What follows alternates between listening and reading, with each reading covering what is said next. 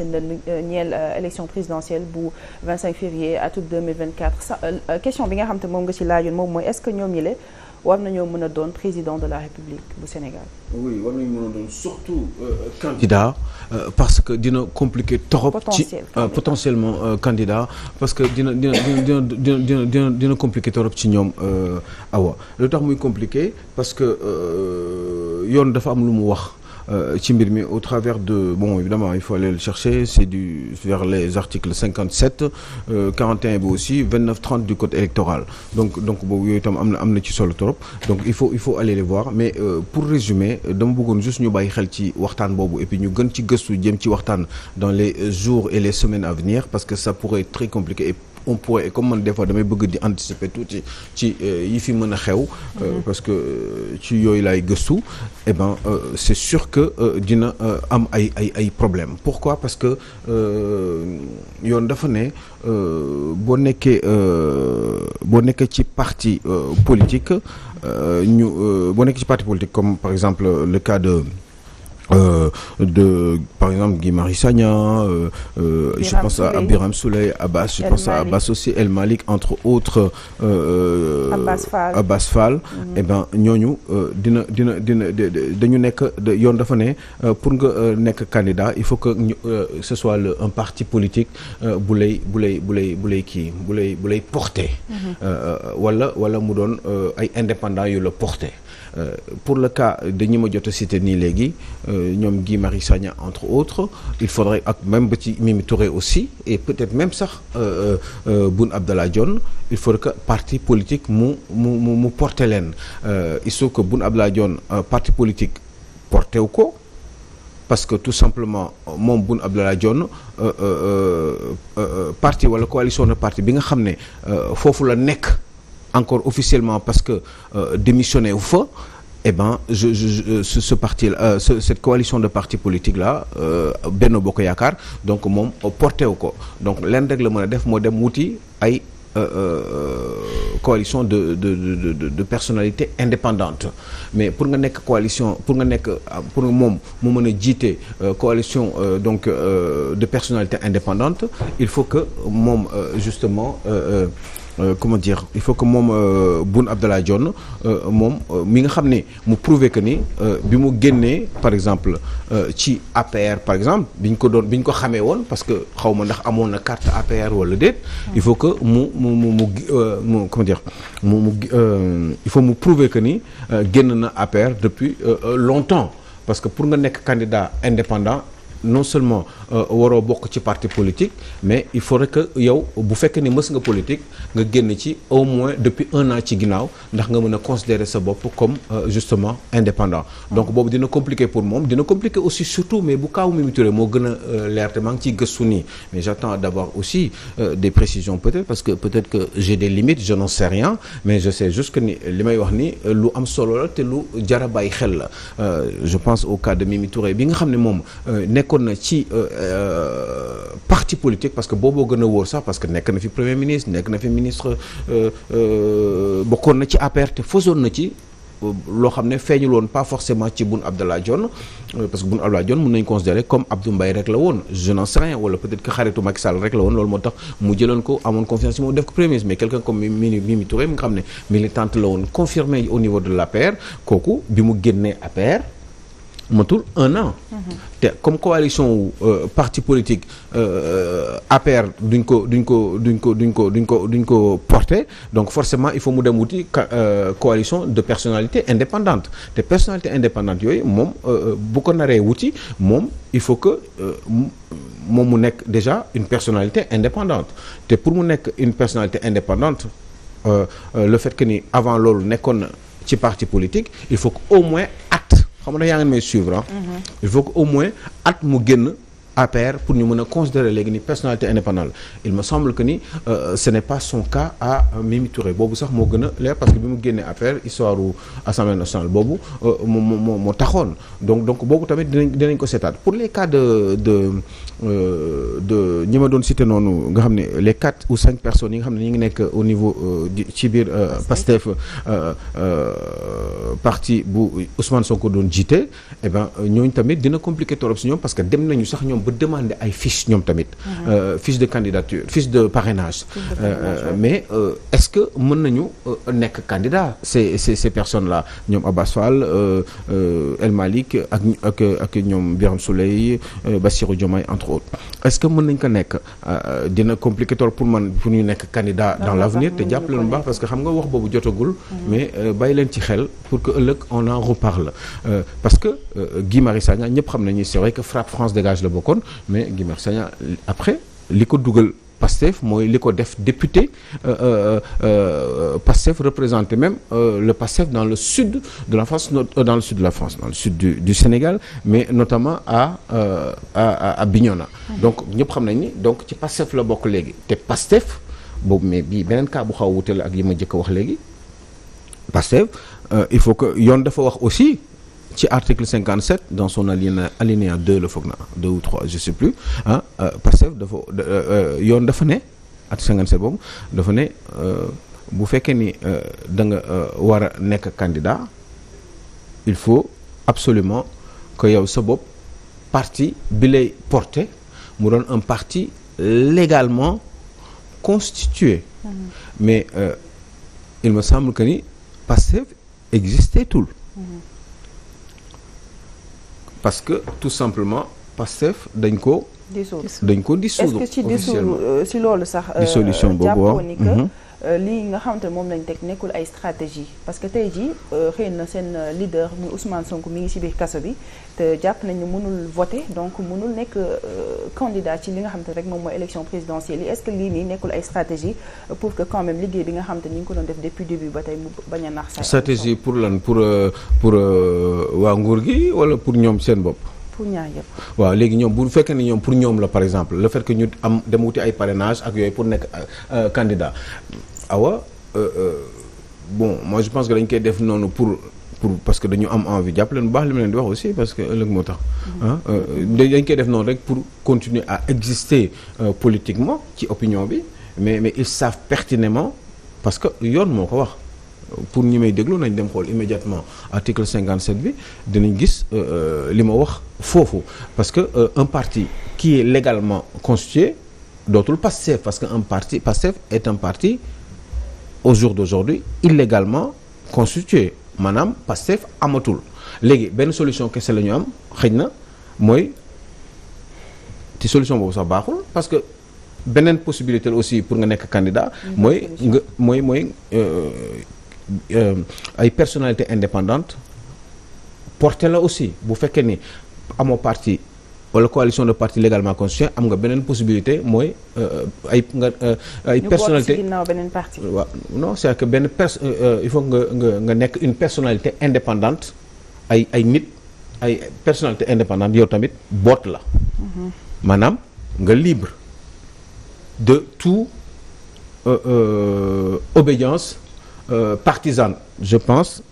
aux partis politiques léegi yow comme personnalité indépendante yi ak yow en tant que personnalité indépendante ñoom ñoo lay booloo porter la sa candidature mais problème moom mooy ñoom ñi déposer seen candidature ñoom ñi déposer yëpp fiche de parrainage mais ñoom ce ne sont pas des personnalités indépendantes parce que ci parti la ñu nekk lenn kese moo doon mën a tax ñu considérer seen bopp comme personnalité indépendante conformément à la loi mooy que ci depuis 1 an ñu considérer que ni ñoom bokkatuñu woon Pastef mais problème moom mooy ñoom je crois que ba léegi sax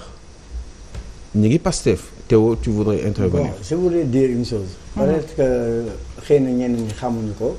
Guy Marius Sagna a été toujours un gauchiste, il a toujours milité dans les partis politiques gauchistes. Guy Marius Sagna avant de venir à Pastef il était à Yewwi Askan Wi avec Mandiaye Mbodj. Mandiaye Mbodj par la suite a rejoint Pastef. Avant cela, lorsque Mademba Sock portait sa candidature durant les années dans les élections présidentielles ñu xam ne temps yooyu El Hadj Diouf moo nekkoon directeur de campagne am boobu aussi il militait dans les partis gauchistes ak doon topp mouvement syndical temps yooyu da doon ànd sax ak Momar Samb bi yore créé RTAS. donc moom Guy Marius Sagna contrairement à ce que les gens croient que moom tey il est tombé du ciel avec les mouvements activistes non il a été toujours d'abord syndicaliste mais politique tamit parce que def na mouvement gauchiste ay âge yi même doon kii foofu yëpp donc yàgg na mbirum politique pour ñu xamul. c'était une petite précision. à propos de ça fu mu toll nii kenn xamul parce que y a des xam nga fii Sénégal dafa bëri parti. y a plusieurs partis am na ñoo xam ne qu'est-ce qui ne dit pas que parmi ces gens qui sont candidats dem nañ bu yàgg laxasus fenn ci benn récépissé parti teg seen gémmiñ xamuñu parce que dañoo xam ne nguur gi ku kii ñun dëgg sa sërëx te toll nañ benn jamono boo xam ne ñoom tamit benn affaire moo am décision de justice bu leen arrangé moom la ñuy appliqué bu leen arrangé wu ñu teg ko fële lu fi nekk jaar na fi élèves maîtres yi dew nañu réussir ñu dem cour suprême am na kenn ku may yónnee message keroog di ma ne waa décision administrative mais man leen décision administrative su leen arrangé ngeen appliqué ko su leen arrangé wul ngeen teg ko fële ñoom nag bu ñu xamee loolu ku xam fi nga jëm ah doo fa yegg da ngay nëbbu di téye di teg say plan di xaar li ñuy wax daas fanaanal pour bañ ëllëg li nga xam ne moom moo leen bette teg seen kaw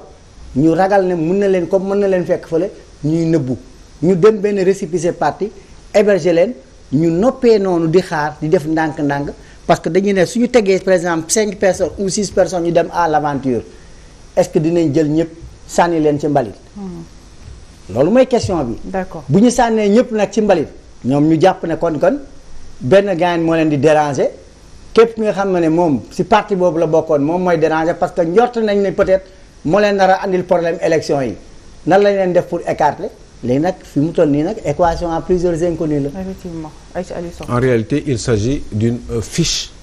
de parrainage boo xam ne ñii ma leen cité léegi nii Guy Marius Sagna entre autres Théo ils ont été demandés cette fiche de parrainage pour ñoom nekk candidat ñoom seen candidature mi ngi ànd ak pour pas confondre ak fiche de parrainage boobu ñuy demander moo tax boo demee da nga naan numéro sangam la par exemple quelqu'un comme Pape Djibril Fall je crois que numéro 20 la donc fiche de parrainage boobu dafa bokk ci bagage yi ngay yóbbu déposer ak yeneen i këyit comme ay certificat de machin tout ce que tu veux ay yooyu noonu yooyu ay bagages yi ngay dajale daal pour dem yóbbu ko sa carte d'identité sa bonne vie et mœurs tout ce que tu veux ay kii boobu bu ñu la tëjul kaso nu mu tuddati casier judiciaire yooyu ngay boole donc fiche de parrainage boobu daf ci bokk te ñoom fiche de parrainage boobu ñu dem jëli pour ngeen comprendre fiche boobu ñoom seen tour lañ ciy def parce que ñoom ñoo bëgg a nekk candidat donc mënoo ci def sa tour ba pare yow fiche parrainage boobu dem di wutaat keneen pour mu defaral la beneen tour ci beneen fiche de parrainage loolu amul. waxuma loolu de tu m'as pas compris. da nga ne mën nañ laqatu ci beneen parti baal ma yeggali rek non j'ai compris pour ñu gaaw boo defee fiche de parrainage def sa tour da nga ne mënuñu demee si Pastef mais mën nañ demee feneen mën nañ dem def noonu stratégie mooy ñun ñëpp ñu présenté léegi ñun suñu demee. xanaa ñun ñëpp ñu présenté. mais fiche bi boo demee fiche bi di ko laajte ca DGE. sa tour nga ciy def. yow la ak sa mandataire moom ngay yónni nga ne ko man diw moo ma yónni Théo moo ma yónni nee na ma dafa bëgg nekk candidat ci élection présidentielle yi dafa bëgg fiche de parrainage ñu ne kon Théodore Semedo nee la machin et cetera fiche de parrainage lañ la jox la benn numéro. pour boo ko remplir ba parrainage yi mat moom ngay boole ak yeneen këyit yi ma la wax dem déposer ko au conseil constitutionnel. mais il faut ma déglu ma c'est-à-dire que dama ne xam nga lenn dafa am. bu ñu ñëwee ñun ñëpp ñu xam ne mën nañ def ñun ñëpp suñu force ci yow kese mais ñu xam ne mën nañ njort ne dañuy galgal léegi ñu ne nañu laal stratégie ñun ku nekk nañ nekk candidat c'est-à-dire que ñu ñëw pour jël fiche parrainage. ñu dem calculer nañ peut-être ñun ñaata parrain lañ collecté woon ci kii yi passé élection yi passé ñu xam ne en fonction de ça est-ce que ñun ëppale nañ wala est-ce que kiiwuñu la léegi ku nekk na dem def maillage pour ñu am bu ko defee léegi ci dispersion des forces boobu xanaa bu ñu ñëwee di déposer xanaa du ñu jël ñun 4 ñëpp ñun sànni ñu mbalit au moins kenn nañ ko accepté ci ñun ku ñu accepté ci ñun bu ñu amee majorité bi ku ñu accepté ci ñun ay la yowin ñu gunge ko man loolu kese laay laaj. loolu peut-être comprendre lu ma ci loolu quoi. si mais xam nga loolu question la mais baax na nga comme question mais dafay gën a leeral li may wax. parce que bu fekkee ni dañu nekk 5 comme ni nga ko waxee nii ñu am si kenn ku ñu accepté soi-disant comme ni nga ko waxee mais kenn kooku alerte bi may def loolu lay leeral ni teew kenn kooku du jàll. du jàll. mais parce que il faut que vous soyez porté par un parti légalement constitué. mais loolu dina am ñaata parti moom Sénégal. non booy déposer ñooñu bu ñuy dem di déposer wuñu ci turu beneen parti bi ñuy ñëw di demander fiche de parrainage bi seen parti lañ demandé pour loolu. est-ce que yaa ngi dégg. léegi seen parti boobu c'est clair non voilà. seen parti boobu existé tul te yoon moo ne ci article 57 ngeen vérifier ko léegi moo ne pour nga nekk candidat il faut que nga porter la parti politique wala coalition de parti porter la mais coalition boobu wala parti boobu il faut que mu doon parti bu légalement constitué. mais ñoom ñoo la wax seen parti lañ porté. mais quand on vient demander boo nee da ngay demander mais ku nekk am nga droit non ku nekk am nga droit dem demander parrainage. waaw mais quand on demande un parrainage on demande un parrainage au nom de son parti parce que on ne peut pas faire autrement que de demander la fiche de parrainage au nom de son parti parce que yow sa parti nga bëgg a demal candidature. Au nom du Pastef lañ ko defee demal nga xool li Amadou Ba wax barki dem Amadou Ba bu Pastef pour nga comprendre te parti boobu si ne ce parti n'est pas légalement constitué parti boobu mënul la porter. bu weesoo loolu nga ne léegi ok parti bi mënuma porter léegi man damay dem def candidature indépendante pour nga nekk candidat indépendant benn solution nga am mooy nga dem seeti par exemple Déthié Fall nga ne ko àndale nag maa ngi sa ginnaaw xam nga Déthié Fall bokk ci PRP la bokk te dem na demander affaire boo gisee ma joxe cas Déthié Fall parce que daf leen jege moo tax mais à part loolu mais Théo tu ne peux pas faire autrement parce que lenn kese nga mën a def parce que fiche bi ngay demander. mooy moom ngay remplir doo ñëw di remplir ay fiches nii fiche boobu dañ la koy jox numéroté ko. mais n'est pas forcé que yow yaa nekk njiitu parti rek yaa war a porter parrainage. mais waxuma njiitu parti. parce que bon ni nga. non la preuve ñoom déjà dañ ko bañal sax Ousmane Sonko. waaw mais waxuma loolu du loolu laa wax. dama ne ñoom ñëpp dañu dem demander pour nekk candidat mais au nom de leur parti. waaye léegi boo demander candidat au nom du PASTEF. wala nga demander sax dans l'hypothèse où léegi demandé wuñu au nom du parti dañ ko demander par candidature indépendante mais pour nga nekk candidat indépendant il faut que nga génn ci activité politique wala partisan depuis au moins 1 an te Guy Marius Sagna nii mi ngi biir Pastef parce que député Pastef la Birame Souleye député Pastef la Abbas Fall député Pastef la Bassirou Diomaye député Pastef la léegi pour nga def donc mënoo ne indépendant la parce que pour nga nekk indépendant yoon encore ci biir article 57 bi nee na il faut que nga génn ci ay activités partisanes maanaam bokkatoo ci parti politique te defatoo politique indépendant nga depuis 1 an ci ginnaaw nekkatoo ko mais xam nga ni ñoom jusqu'à bërki démb ñu ngi politique ba tey on considère que ni ils peuvent pas être des indépendants dama lay wax man li yoon wax. après est-ce que am na yeneen stratagème man ba xalaat naa ni am na beneen possibilité boobu mooy li ma la wax léegi nga ne Déthié Fall jox ma sa place man ma jiite la ci fiche boobu. d'accord. est-ce que xam nga lu ma. c'est simple. très bien loolu dama la naan te léegi boo ci bëggee lu la leer il faut aller juste se référer sur l'article 57. ci loolu sax Aliou seen leader bi lay di Ousmane Sonko moom ginnaaw bi ñu ko bañalee li nga xam te ne rek moom mooy fiche de parrainage yi jamono ji ay avocats am dañoo daal di saisir li nga xam te ne rek moom mooy tribunal bu le tribunal administratif. waaw bon maintenant la procédure va suivre son cours. mais moi je crois que c'est mal barré quoi. tu penses pas que dinañ ci am victoire. je crois que c'est mal barré parce que xam nga lii mais c'est bien pour les activités politiques c'est comme quand je disais que Juan Branco mi ngi déposé ay këyit plainte au niveau de la CPI waxoon naa leen amul benn njëriñ c'est juste que rek à part tintamarre politique bi muy def ñu gën a xam nit ki continuer di exister politiquement xamal adduna bi nii mi ngi exister mais à part loolu amul benn njëriñ te la preuve. procureur CPI da nga koy informer rek mu xool seet après mu dem demander état du Sénégal parenthèse la woon quoi. lii nii aussi c'est pareil à part tintamarre bi mu mun a continuer di def pour faire exister politiquement encore pour une période bien déterminée Pastef ak Ousmane Sonko à part loolu amul beneen effet parce que c'est fini xam nga kañ la jeex. mais ñun dugaluñu woon recours. waaw non recours amul non recours pour mu nekk candidat pour mu mën a nekk candidat. ndax liñ ko dindi ci kii code électoral bi.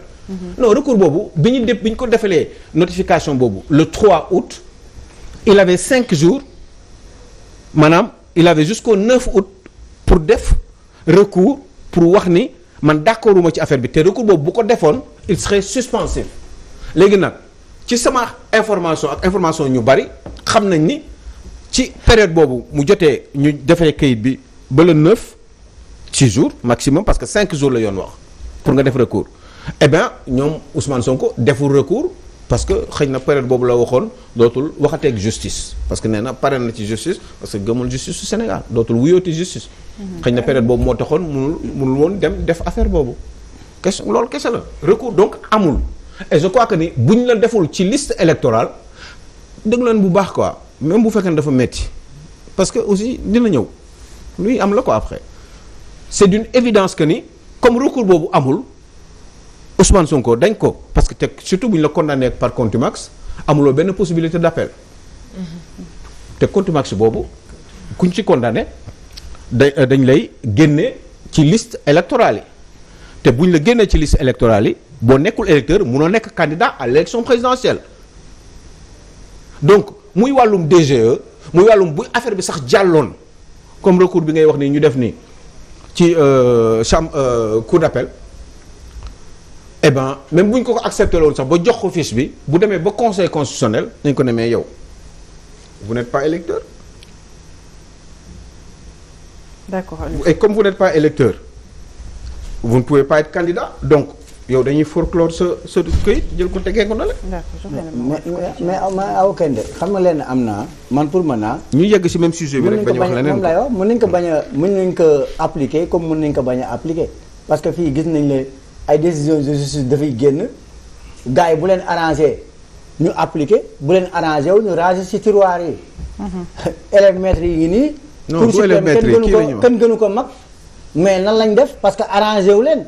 su leen arrangé wul ñu sànni fële. te wala loolu na fonctionne si mais si loolu moo am. loo xam yow léegi na nga mën a taxaw nga ne gars yi mën nañu. waaw bu leen neexee ñu bañ ko appliquer xam nga lan lañ ko mën a bien sûr il faut qu'on change complètement radicalement la loi. mais loolu moo am. donc état bi def li Ousmane Sonko da koy changer yow loolu nga xalaat. non dama ne fii décision de justice. mën nañ ko changer bu leen neexee duñ ko appliquer. su leen neexee duñ ko appliquer. kon tu penses que ni. kon tu ñëw penses nañ que fii concours élèves maîtres yi ñëpp gis ko. Cour suprême moo gën a mag décision de justice Serigne Mbaye Thiam moo nekkoon ministre de l'éducation ñëpp gis ko ñëpp xam na ne dañ ko war a appliquer. nan lañ ko def dañ ko def tiroir yi. Théo est-ce que bii xalaat nga ni yow xalaat nga ni lii mu nekk dindi. dañ ko changer non dama gis rek loo xam ne. un fait qui est constaté. un fait qui est constaté ne peut pas être remis en cause c'est un fait qui est constaté. D'accord. léegi. mooy lenn quand une décision de justice parfois n'arrange pas par exemple l'État on ne l'applique pas.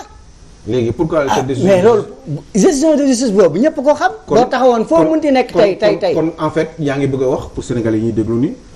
li juge décidé. waaw condamné Ousmane Sonko par contumace. waaw à 2 ans. waaw mu am ay conséquences. waaw ci wàllum yoon. waaw par rapport ak moom son avenir politique. waaw. yaa ngi dégg. loolu nga ne yow kon loolu mun na dañ un jour. mais. xanaa xamoo ma wax la beneen wax. parce que aussi Sénégal la ñuy déglu. non xaaral. da nga poser question. da may bàyyi ma répondre. ayca rapidement. dama ne. non du woon tontoog réponse quoi chronique lay def. waaw mais continuer parce que après sinon duñu def leneen. ayca nañ kii rapidement rek Théo. dama ne c'est-à-dire que justice dafa war a am équité. tous les citoyens sont d'égale dignité. warul am c'est encore un autre sujet. warul am Masamba warul am Mademba. man li may laaj pourquoi. parce que moom boo amee fi am na yenn dossiers yu mu teg ay conc. loolu waaw tamit pourquoi bu amee benn dossier pour tel parce que politique agenda politique la dañ koy topp ba mu jeex dañ ko war a appliquer parce que adversité la politique. D'accord. Pourquoi nag si c'est un citoyen lambda boo xam ne dafa ñëw dem en toute quiétude am affaire am dañ ko war a teg ñu ranger ko tiroir c'est une question que je pose. D'accord alors ñu bàyyi ko kon mu répondre ci Théo. non en réalité mbir mi c'est simple. man dama ñëw rek pour expliquer kaawu ñenn leaders yi nga bëgg nekk candidat aux élections présidentielles ak conséquences immédiates yi nga xam ne moom moo am maintenant après ndax dinañ ko dindi ak duñ ko dindi. kaawu Ousmane Sonko bii sax nii 2 ans yi bu doon 1 an la bu doon 6 mois la par exemple avec sursis xëy na 1 an rek lañ koy kii mais élection même bu doon 1 an sax mais bii 2 ans la mais même bu doon 6 mois yi 6 mois lañ ko tëj avec sursis dina toog 1 an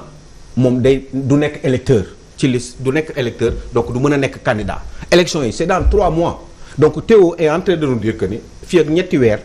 gars yi mën nañu changer mbir mi su leen neexee. mais pour ñu changer ko déjà rek mais yaa ngi imaginer li nga war a changer yépp ci code électoral bi lii nii est-ce que xam kañ lañ ko defoon 98 ci kaw Djiboka moo taxoon ñu def ko te Abdou Diouf moo ko defoon te bi mu ko doon def ci kaw Djiboka c'est parce que dañ daan gis ni nit day toog ba mu nekk ci benn parti jékki-jékki